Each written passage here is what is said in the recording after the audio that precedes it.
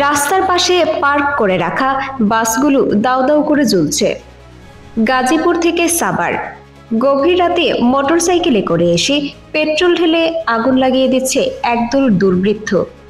কিন্তু কারা এরা? কেনই বা চলন্ত পথে নয়, বরং পার্কিং করা বাসে আগুন দিয়ে জনমনে আতঙ্ক তৈরি করা হচ্ছে। চলুন জেনে নেই পর্দার আড়ালের পুরো ঘটনা। সম্প্রতি গাজীপুর ও সাভারে এমন বেশ কয়েকটি ঘটনা ঘটেছে, যেখানে সিসিটিভি ফুটেজে দেখা গেছে দুর্বৃত্তরা মোটরসাইকেলে এসে মুহূর্তের মধ্যে বাসে আগুন লাগিয়ে পালিয়ে যাচ্ছে। গাজীপুরের 3টি আলাদা বাসে এবং সাভারের আশুলিয়ায় আলিফ পরিবহনের একটি বাসে একই কৌশলে আগুন দেওয়া হয়।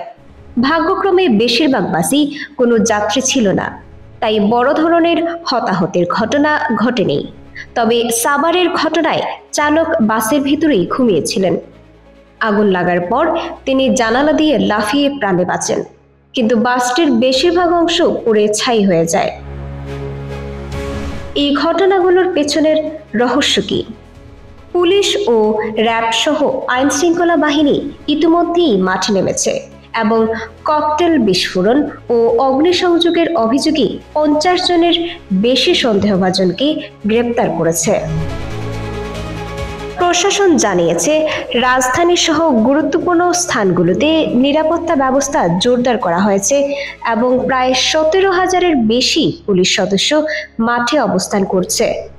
পুলিশ কমিশনার আশ্বস্ত করেছেন, পরিস্থিতি সম্পূর্ণ নিয়ন্ত্রণে রয়েছে এবং অপরাধীদের ধরতে অভিযান অব্যাহত আছে। ঊর্ধ্বতন কর্মকর্তা বলছেন, আতঙ্কিত না হয়ে বরং তথ্য দিয়ে আইন শৃঙ্খলা বাহিনীকে সহায়তা করতে।